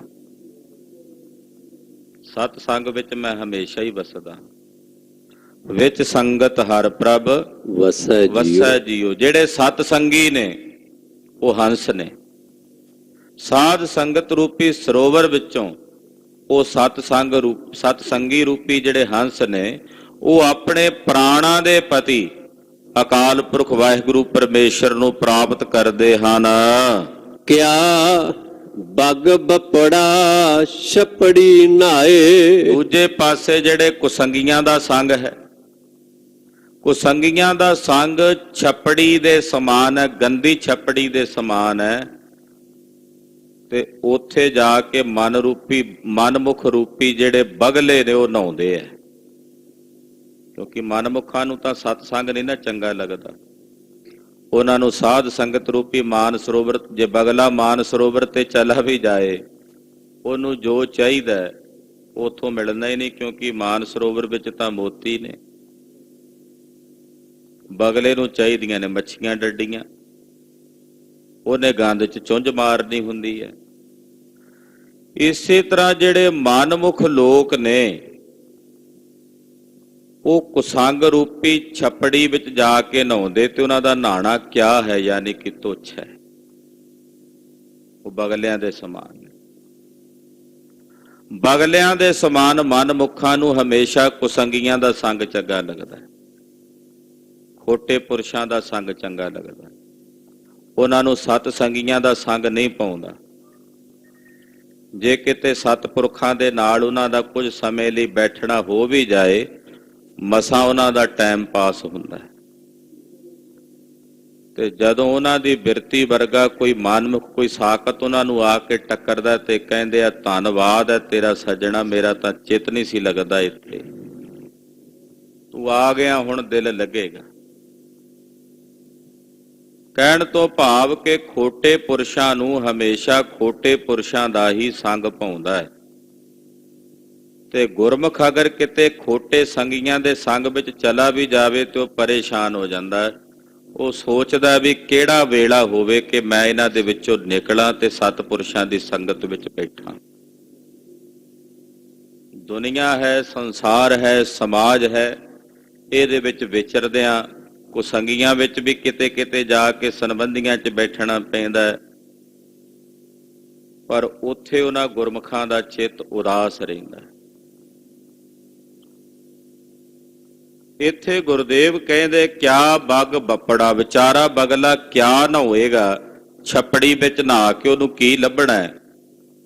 ਮਨਮੁਖਾਂ ਦੇ ਸੰਗ ਵਿੱਚ ਇਸ਼ਨਾਨ ਕਰਕੇ ਉਹਨੂੰ ਕੀ ਪ੍ਰਾਪਤ ਹੋਣਾ ਅੱਗੇ ਦੱਸਦੇ ਹਨ। ਕੀਚੜ ਡੁੱਬੈ ਮੈਲ ਨਾ ਜਾਏ। ਉੱਥੇ ਜਾ ਕੇ ਛੱਪੜੀ 'ਚ ਨਹਾ ਕੇ ਕੁਸੰਗੀਆਂ ਦੇ ਸੰਗ ਵਿੱਚ ਉਹਨੂੰ ਚਿੱਕੜ ਵਿੱਚ ਡੁੱਬਣਾ ਪੈਣਾ, ਯਾਨੀ ਕਿ ਗੰਦਗੀ ਦਾ ਢੇਰ ਹੀ ਇਕੱਠਾ ਕਰਨਾ ਉਹਨਾਂ ਨੇ ਮਾੜੇ ਔਗਣਾਂ ਦਾ। ਤੇ ਫਿਰ ਚਿੱਕੜ ਦੇ ਵਿੱਚ ਡੁੱਬਿਆ ਹੋਇਆਂ ਦੇ ਅੰਦਰ ਜਿਹੜੀ ਮੈਲ ਹੈ ਉਹ ਨਹੀਂ ਜਾਣੀ। ਛੱਪੜੀ 'ਚ ਨਹਾ ਕੇ ਤੇ ਨਹੀਂ ਮੈਲ ਉਤਰਦੀ, ਸਗੋਂ ਉਹ ਛੱਪੜੀ ਦੀ ਕਾਲੀ ਜੀ ਮਿੱਟੀ ਹੁੰਦੀ ਆ, ਹੋਰ ਕਾਲਾ ਕਰ ਦਿੰਦੀ ਹੈ। ਇਸੇ ਤਰ੍ਹਾਂ ਮਨਮੁਖਾਂ ਤੇ ਖੋਟੇ ਪੁਰਸ਼ਾਂ ਦੇ ਸੰਗ ਵਿੱਚ ਅੰਤਸ਼ਕਰਨ ਦੀ ਸ਼ੁੱਧੀ ਨਹੀਂ ਹੁੰਦੀ, ਮਨ ਪਵਿੱਤਰ ਨਹੀਂ ਹੁੰਦਾ। ਰਹਾਓ ਰੱਖ ਰੱਖ ਚਰਨ ਧਰੇ ਵਿਚਾਰੀ। ਜਿਹੜੇ ਗੁਰਮੁਖ ਜਨ ਹਨ ਉਹ ਬੜੀ ਵਿਚਾਰ ਨਾਲ ਆਪਣੀ ਜ਼ਿੰਦਗੀ ਰੂਪੀ ਇਸ ਸਫ਼ਰ ਦੇ ਵਿੱਚ ਆਪਣਾ ਪੈਰ ਫੂਕ ਫੂਕ ਕੇ ਰੱਖਦੇ ਹੈ ਵਿਚਾਰ ਕਰਕੇ। ਸ਼ਾਸਤਰ ਕਹਿੰਦੇ ਹੈ ਸਿਆਣਾ ਤੇ ਸੁਭਾਗਵਾਨ ਪੁਰਸ਼ ਆਪਣਾ ਪੈਰ ਜਦੋਂ ਵੀ ਪੁੱਟਦਾ ਤੇ ਉਹ ਵੇਖਦਾ ਹੈ ਕਿ ਮੇਰੇ ਪੈਰ ਥੱਲੇ ਕੋਈ ਆ ਕੇ ਜੀਵ ਨਾ ਮਰ ਜਾਏ। ਯਾਨੀ ਕਿ ਉਹ ਵੇਖਦਾ ਹੈ ਕਿ ਮੇਰਾ ਪੁੱਟਿਆ ਹੋਇਆ ਕਦਮ ਕਿਸੇ ਦਾ ਨੁਕਸਾਨ ਨਾ ਕਰੇ, ਮੇਰਾ ਪੁੱਟਿਆ ਹੋਇਆ ਕਦਮ ਕਿਤੇ ਮੈਨੂੰ ਗਰਕ ਕਰਕੇ ਨਾ ਰੱਖ ਦੇਵੇ। ਝੱਟ ਦਾ ਵੇਲੇ ਦਾ ਖੁੰਝਿਆ ਮਨੁੱਖ ਕਿਤੇ ਜਾ ਪਹੁੰਚਦਾ ਹੈ। ਇਸ ਕਰਕੇ ਗੁਰਮੁਖ ਆਪਣੀ ਜ਼ਿੰਦਗੀ ਰੂਪੀ ਇਸ ਯਾਤਰਾ ਵਿੱਚ ਆਪਣਾ ਪੈਰ ਗੁਰੂ ਨਾਨਕ ਸਾਹਿਬ ਜੀ ਕਹਿੰਦੇ ਵਿਚਾਰ ਕੇ ਰੱਖਦਾ ਹੈ। ਇੱਥੇ ਪੈਰ ਇਹ ਜਿਹੜਾ ਹੱਡ ਚੰਮ ਦੇ ਪੈਰ ਨੇ ਇਹਨਾਂ ਦੀ ਗੱਲ ਨਹੀਂ ਪਈ ਹੁੰਦੀ, ਇੱਥੇ ਵਿਚਾਰ ਹੋ ਰਹੀ ਹੈ ਉਹਨਾਂ ਪੈਰਾਂ ਦੀ ਜਿਹਨੂੰ ਬੁੱਧੀ ਕਹਿੰਦੇ ਹਨ। ਬੁੱਧੀ ਰੂਪੀ ਚਰਨ ਉਹ ਵਿਚਾਰ ਕੇ ਚੱਲਦਾ ਹੈ। ਹਰ ਕੰਮ ਦੇ ਪ੍ਰਾਰੰਭ ਦੇ ਵਿੱਚ ਉਹ ਵਿਚਾਰ ਕਰ ਲੈਂਦਾ ਹੈ ਕਿ ਮੈਂ ਇਹ ਜੋ ਕੰਮ ਕਰਨ ਲੱਗਾ ਇਹਦਾ ਫਲ ਕੀ ਹੋਵੇਗਾ। ਆਮ ਕਰਕੇ ਸੰਸਾਰੀ ਮਨੁੱਖ ਕੋਈ ਵੀ ਕੰਮ ਕਰਦੇ ਨੇ, ਕੰਮ ਕਰਨ ਤੋਂ ਬਾਅਦ ਵੇਖਦੇ ਨੇ ਵੀ ਇਹਦਾ ਫਲ ਹੁਣ ਆ ਮਿਲਿਆ। ਪਰ ਗੁਰਮੁਖ ਕੋਈ ਵੀ ਕਰਮ ਕਰਦਾ ਪਹਿਲਾਂ ਸੋਚ ਲੈਂਦਾ ਵੀ ਇਹਦਾ ਨਤੀਜਾ ਕੀ ਹੋਵੇਗਾ, ਇਹਦਾ ਫਲ ਕੀ ਹੋਵੇਗਾ। ਤੋ ਆਪਣੀ ਜ਼ਿੰਦਗੀ ਦੇ ਸਫ਼ਰ ਨੂੰ ਇੱਕ ਇੱਕ ਕਦਮ ਨੂੰ ਬੜੀ ਵਿਚਾਰ ਨਾਲ ਰੱਖ ਕੇ ਬਤੀਤ ਕਰਕੇ ਸਫ਼ਰ ਤੈਅ ਕਰਦਾ ਹੈ। ਦੁਬਿਧਾ ਛੋੜ ਭਏ ਨਿਰੰਕਾਰੀ। ਜਿਹੜੇ ਗੁਰਮੁਖ ਨੇ ਉਹਨਾਂ ਨੇ ਆਪਣੇ ਅੰਦਰੋਂ ਦੁਬਿਧਾ ਛੱਡ ਦਿੱਤੀ, ਉਹਨਾਂ ਅੰਦਰ ਦੁਬਿਧਾ ਨਹੀਂ ਰਹਿ ਜਾਂਦੀ। ਦੋ ਵਿਧਾ ਜਿਹੜੀ ਹੈ ਨਾ, ਦੋ ਵਿਧਾ, ਦੋ ਤਰ੍ਹਾਂ ਦੀ ਬਿਰਤੀ ਹੋਣੀ, ਕਰਾਂ ਨਾ ਕਰਾਂ ਇਹ ਦੁਬਿਧਾ, ਜਾਵਾਂ ਨਾ ਜਾਵਾਂ ਇਹ ਦੁਬਿਧਾ ਹੈ। ਕਰਨ ਨਾ ਕਰਨ ਦੀ ਜਿਹੜੀ ਵਿਚਾਰ ਹੈ ਇਹਨੂੰ ਦੁਬਿਧਾ ਕਹਿੰਦੇ ਆ। ਔਰ ਇਹ ਦੁਬਿਧਾ ਇਹੋ ਜਿਹੀ ਹੁੰਦੀ ਹੈ ਵੀ ਚੱਲਣ ਨਹੀਂ ਦਿੰਦੀ। ਇੱਕ ਵਿਅੰਗ ਸੁਣਾਇਆ ਜਾਂਦਾ, ਕਿਸੇ ਨੇ ਕਿਹਾ ਸੱਜਣਾ ਵੀ ਸਵੇਰ ਦਾ ਆਪਣਾ ਲੰਗਰ ਹੈ ਤੇ ਆ ਰਾਤ ਨੂੰ ਤੂੰ ਬੈਠਾ ਇੱਥੇ ਪਹਿਰੇ ਤੇ, ਏਦਾਂ ਕਾਰਾ ਮਟਰ ਕੱਢ ਛੱਡ, ਛਿੱਲ ਦੇ ਮਟਰ ਤੇ ਮੋਟੇ ਇੱਕ ਪਾਸੇ ਪਾਈ ਜਾਈ, ਜਿਹੜੇ ਬਹੁਤੇ ਬਰੀਕ ਨੇ ਇੱਕ ਪਾਸੇ ਰੱਖੀ ਜਾਈ। ਉਹ ਕਹਿੰਦਾ ਠੀਕ ਹੈ। ਅਗਲੇ ਦਿਨ ਸਵੇਰੇ ਆਏ, ਉਹਨੇ ਇੱਕ ਵੀ ਦਾਣਾ ਨਾ ਕੱਢਿਆ। ਉਹ ਕਹਿੰਦੇ ਕੀ ਗੱਲ ਬਈ? ਉਹ ਕਹਿੰਦਾ ਸਾਰੀ ਰਾਤ ਮੈਂ ਦੁਬਿਧਾ 'ਚ ਇਹੀ ਸੋਚਦਾ ਰਿਹਾ ਵੀ ਮੋਟੇ ਇੱਕ ਪਾਸੇ ਤੇ ਬਰੀਕ ਇੱਕ ਪਾਸੇ, ਜਿਹੜੇ ਵਿਚਕਾਰ ਦੇ ਮੇਲ ਦੇ ਸਨ ਉਹ ਕਿੱਥੇ ਰੱਖਦਾ। ਹੈ ਤਾਂ ਇਹ ਵਿਅੰਗ, ਪਰ ਅਸਲੀਅਤ ਇਹ ਹੈ ਕਿ ਦੁਬਿਧਾ ਚੱਲਣ ਨਹੀਂ ਦਿੰਦੀ, ਦੁਬਿਧਾ ਕੁਝ ਵੀ ਕਰਨ ਨਹੀਂ ਦਿੰਦੀ। ਉਸ ਦੁਬਿਧਾ ਵਿੱਚ ਜ਼ਿੰਦਗੀ ਦੇ ਅਮੋਲਕ ਜੀਵਨ ਦੀਆਂ ਰਾਤਾਂ, ਅਮੋਲਕ ਜੀਵਨ ਦੇ ਸਵਾਸ ਅਜਾਈ ਬੀਤਦੇ ਜਾਂਦੇ ਨੇ। ਬੰਦਾ ਦੁਬਿਧਾ 'ਚ ਸੋਚਦਾ ਹੀ ਰਹਿੰਦਾ ਵੀ ਇਹ ਕਰਾਂਗੇ, ਏਦਾਂ ਹੋਵੇਗਾ, ਆ ਲੈਣ ਦਿਓ ਸਮਾਂ ਹਾਲੇ, ਛਕਾਂਗੇ ਅੰਮ੍ਰਿਤ ਹਾਲੇ ਕੁਝ ਸਮੇਂ ਬਾਅਦ। ਉਹ ਦੁਬਿਧਾ ਵਿੱਚ ਜ਼ਿੰਦਗੀ ਦੇ ਦਿਨ ਬੀਤ ਜਾਂਦੇ ਨੇ, ਔਰ ਇੱਕ ਇੱਕ ਸਵਾਸ ਜੋ ਇਤਨਾ ਕੀਮਤੀ ਬੀਤ ਜਾਂਦਾ ਹੈ ਉਹ ਮੁੜ ਕੇ ਵਾਪਸ ਨਹੀਂ ਆਉਂਦਾ। ਪਰ ਗੁਰਮੁਖ ਦੁਬਿਧਾ ਛੱਡ ਦਿੰਦੇ, ਉਹਨਾਂ ਅੰਦਰ ਕੋਈ ਦੁਬਿਧਾ ਨਹੀਂ। ਉਹ ਕਹਿੰਦੇ ਇੱਕ ਪਾਸੇ ਆਨੇ ਬੰਨੇ ਸੀਸ ਦੇਣ ਲੱਗੇ ਨੇ ਪਿਆਰੇ ਭਾਈ ਦਇਆ ਸਿੰਘ। ਉਹਨਾਂ ਕੋਈ ਸੋਚਿਆ ਨਹੀਂ ਮੇਰੇ ਟੱਬਰ ਦਾ ਕੀ ਹੋਣਾ, ਪਰਿਵਾਰ ਦਾ ਕੀ ਹੋਣਾ, ਸੰਬੰਧੀਆਂ ਦਾ ਕੀ ਹੋਣਾ। ਸੀਸ ਮੰਗਿਆ, ਉੱਠ ਕੇ ਟੁਰ ਪਏ ਨੇ, ਵਾ ਇੱਕ ਪਾਸੇ ਹੋ ਗਏ ਨੇ। ਦੇਣਾ ਹੈ, ਬਸ ਦੇਣਾ ਹੈ ਸੀ। ਜੇ ਦੁਬਿਧਾ ਹੁੰਦੀ, ਸੋਚਦੇ ਤੇ ਆਪਣਾ ਸੀਸ ਅਰਪਣ ਨਾ ਕਰ ਸਕਦੇ। ਤੇ ਜਦੋਂ ਦੁਬਦਾ ਛੱਡ ਕੇ ਗੁਰੂ ਅੱਗੇ ਸੀਸ ਅਰਪਣ ਕਰ ਦਿੱਤਾ ਤੇ ਫਿਰ ਕਲਗੀਧਰ ਦਾ ਹੀ ਰੂਪ ਹੋ ਗਏ। ਇੱਥੇ ਗੁਰੂ ਬਾਬਾ ਜੀ ਕਹਿ ਰਹੇ ਨੇ ਜਿਨ੍ਹਾਂ ਨੇ ਦੁਬਦਾ ਛੱਡ ਦਿੱਤੀ ਉਹ ਨਿਰੰਕਾਰ ਹੋ ਗਏ, ਉਹ ਨਿਰੰਕਾਰ ਦਾ ਹੀ ਰੂਪ ਹੋ ਗਏ। ਦੁਬਦਾ ਛੋੜ ਭਏ ਨਿਰੰਕਾਰੀ, ਦੁਬਦਾ ਨੂੰ ਛੱਡ ਕੇ ਗੁਰਮੁਖ ਗੁਰਸਿੱਖ ਨਿਰੰਕਾਰ ਦਾ ਰੂਪ ਹੋ ਗਏ। ਮੁਕਤ ਪਦਾਰਥ ਹਰ ਰਸ ਚਾਖੇ, ਗੁਰਮੁਖਾਂ ਨੇ ਮੁਕਤੀ ਰੂਪੀ ਪਦਾਰਥ ਨੂੰ ਹਰੀ ਦੇ ਨਾਮ ਰਸ ਦੁਆਰਾ ਚਖਿਆ ਮਾਣਿਆ ਹੈ। ਆਵਣ ਜਾਣ ਰਹੇ ਗੁਰ ਰਾਖੇ, ਜਿਨ੍ਹਾਂ ਨੇ ਹਰੀ ਦਾ ਨਾਮ ਰਸ ਚਖਿਆ, ਜਿਨ੍ਹਾਂ ਨੂੰ ਮੁਕਤੀ ਰੂਪੀ ਪਦਾਰਥ ਮਿਲ ਗਿਆ ਹੈ, ਉਹਨਾਂ ਨੂੰ ਗੁਰੂ ਨੇ ਆਵਾ ਗਾਉਣ ਦੇ ਚੱਕਰਾਂ ਤੋਂ ਰੱਖ ਲਿਆ। ਆਵਣ ਜਾਣ ਰਹੇ, ਉਹ ਆਵਣ ਜਾਣ ਤੋਂ ਰਹਿਤ ਹੋ ਗਏ, ਜਨਮ ਮਰਨ ਤੋਂ ਰਹਿਤ ਹੋ ਗਏ। ਗੁਰੂ ਨੇ ਤਿਨਾਂ ਨੂੰ ਆਵਾ ਗਾਉਣ ਤੋਂ ਰੱਖ ਲਿਆ, ਉਹਨਾਂ ਨੂੰ ਜਨਮ ਮਰਨ ਦੇ ਚੱਕਰਾਂ ਵਿੱਚ ਨਹੀਂ ਪੈਣ ਦਿੱਤਾ। ਸਰਵਰ ਹੰਸਾ ਛੋੜ ਨਾ ਜਾਏ, ਸਾਧ ਸੰਗਤ ਰੂਪੀ ਸਰਵਰ ਨੂੰ, ਸਰੋਵਰ ਨੂੰ, ਮਾਨ ਸਰੋਵਰ ਨੂੰ ਛੱਡ ਕੇ ਜਿਹੜੇ ਗੁਰਸਿੱਖ ਰੂਪੀ ਹੰਸ ਨੇ ਉਹ ਛੱਡ ਕੇ ਦੂਰ ਨਹੀਂ ਜਾਂਦੇ। ਪ੍ਰੇਮ ਭਗਤ ਕਰ ਸਹਿਜ ਸਮਾਏ, ਇਸ ਤਰ੍ਹਾਂ ਕਹਿ ਲਈਏ ਵੀ ਗੁਰੂ ਰੂਪੀ ਸਰੋਵਰ ਨੂੰ ਛੱਡ ਕੇ ਗੁਰਸਿੱਖ ਰੂਪੀ ਹੰਸ ਦੂਰ ਨਹੀਂ ਜਾਂਦੇ। ਗੁਰਸਿੱਖਾਂ ਨੂੰ ਪਤਾ ਹੈ ਜਿਹੜੀ ਖੁਰਾਕ ਸਾਨੂੰ ਚਾਹੀਦੀ ਹੈ ਉਹ ਕੇਵਲ ਗੁਰੂ ਕੋਲੋਂ ਮਿਲਣੀ। ਉਹ ਆਪਣੇ ਸਤਿਗੁਰਾਂ ਦੀ ਪ੍ਰੇਮਾ ਭਗਤੀ ਦੇ ਰੰਗ ਵਿੱਚ ਰੰਗੇ ਹੋਏ ਸਹਿਜ ਵਿੱਚ ਸਮਾ ਜਾਂਦੇ ਨੇ, ਗਿਆਨ ਦੀ ਅਵਸਥਾ ਵਿੱਚ ਉਹਨਾਂ ਦੀ ਸਮਾਈ ਹੋ ਜਾਂਦੀ ਹੈ। ਸਰਵਰ ਮਹ ਹੰਸ ਹੰਸ ਮਹ ਸਾਗਰ, ਸਾਧ ਸੰਗਤ ਰੂਪੀ ਸਰੋਵਰ ਵਿੱਚ ਹੰਸ ਵਸਦੇ ਨੇ, ਜਾਂ ਏਦਾਂ ਕਹਿ ਲਈਏ ਜਿੱਥੇ ਗੁਰੂ ਕੀ ਸੰਗਤ ਹੈ ਉੱਥੇ ਹਰੀ ਦੇ ਜਨ, ਹਰੀ ਦੇ ਪਿਆਰੇ ਹੰਸ ਵਸਦੇ ਨੇ, ਤੇ ਜਿਹੜੇ ਗੁਰਸਿੱਖ ਰੂਪੀ ਹੰਸ ਨੇ ਉਹਨਾਂ ਦੇ ਹਿਰਦੇ ਵਿੱਚ ਗੁਰੂ ਵਸਦਾ ਹੈ। ਗੁਰੂ ਵਿੱਚ ਸਿੱਖ ਵਸਦੇ ਨੇ, ਸਿੱਖ ਵਿੱਚ ਗੁਰੂ ਵਸਦਾ ਹੈ। ਸਰਵਰ ਮੈਂ ਹੰਸ, ਹੰਸ ਮੈਂ ਸਾਗਰ। ਹੰਸ ਦੇ ਵਿੱਚ ਸਾਗਰ ਗੁਰੂ ਰੂਪੀ ਸਾਗਰ ਹੈ, ਔਰ ਗੁਰੂ ਰੂਪੀ ਸਾਗਰ ਵਿੱਚ ਹੰਸ ਵਸਦੇ ਨੇ, ਸਿੱਖ ਵਸਦੇ ਨੇ। ਹਾਂਜੀ। ਅਕਥ ਕਥਾ ਗੁਰ ਬਚਨੀ ਆਦਰ, ਪਰਮੇਸ਼ਰ ਦੀ ਜਿਹੜੀ ਕਥਾ ਹੈ ਨਾ ਉਹ ਅਕਥ ਹੈ, ਅਕਥ ਕਥਾ।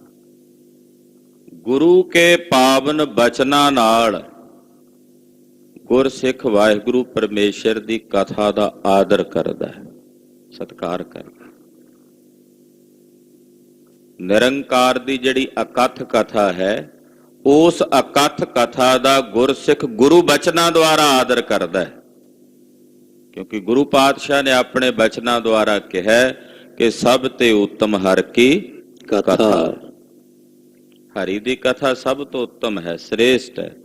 ਤੋ ਗੁਰਸਿੱਖ ਗੁਰੂ ਦੇ ਬਚਨਾਂ ਦੁਆਰਾ ਹਰੀ ਅਕਾਲ ਪੁਰਖ ਪਰਮੇਸ਼ਰ ਦੀ ਅਕਥ ਕਥਾ ਦਾ ਆਦਰ ਕਰਦਾ ਹੈ। ਸੁਨ ਮੰਡਲ ਇੱਕ ਜੋਗੀ ਬੈਸੇ, ਧੰਨ ਗੁਰੂ ਨਾਨਕ ਸਾਹਿਬ ਸੱਚੇ ਪਾਤਸ਼ਾਹ ਇੱਕ ਐਸੀ ਉੱਚ ਅਵਸਥਾ ਦਾ ਜ਼ਿਕਰ ਕਰ ਰਹੇ ਨੇ ਇਸ ਪੰਕਤੀ ਵਿੱਚ ਜਿਸ ਨੂੰ ਅਫੁਰ ਅਵਸਥਾ ਕਹਿੰਦੇ ਨੇ, ਜਿੱਥੇ ਸੁਨ ਮੰਡਲ ਹੈ।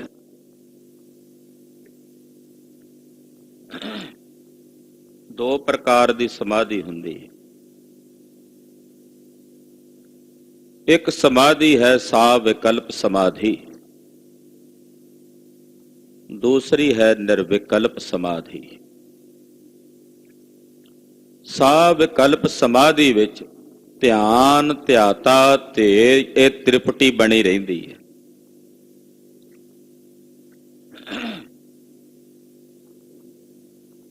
ਧਿਆਤਾ ਅਸੀਂ ਹਾਂ ਸਾਰੇ, ਧਿਆਉਣ ਵਾਲੇ, ਤੇ ਜਿਨ੍ਹਾਂ ਨੂੰ ਧਿਆ ਰਹੇ ਆ ਉਹ ਸਤਿਗੁਰੂ ਗੁਰੂ ਗ੍ਰੰਥ ਸਾਹਿਬ ਤੇ ਹਨ। ਸਾਡੇ ਵਿਚਕਾਰ ਗੁਰੂ ਸਾਹਿਬ ਦੇ ਨਾਲ ਜੋੜਨ ਦੀ ਜਿਹੜੀ ਬਿਰਤੀ ਕੰਮ ਕਰ ਰਹੀ ਹੈ, ਅਸੀਂ ਧਿਆਤਾ ਹਾਂ, ਸ੍ਰੀ ਗੁਰੂ ਗ੍ਰੰਥ ਸਾਹਿਬ ਤੇ ਹਨ। ਜਿਹੜਾ ਸਾਡਾ ਕਨੈਕਸ਼ਨ ਜੋੜਨ ਵਾਲੀ ਬਿਰਤੀ ਹੈ ਉਹਨੂੰ ਕਹਿੰਦੇ ਨੇ ਧਿਆਨ।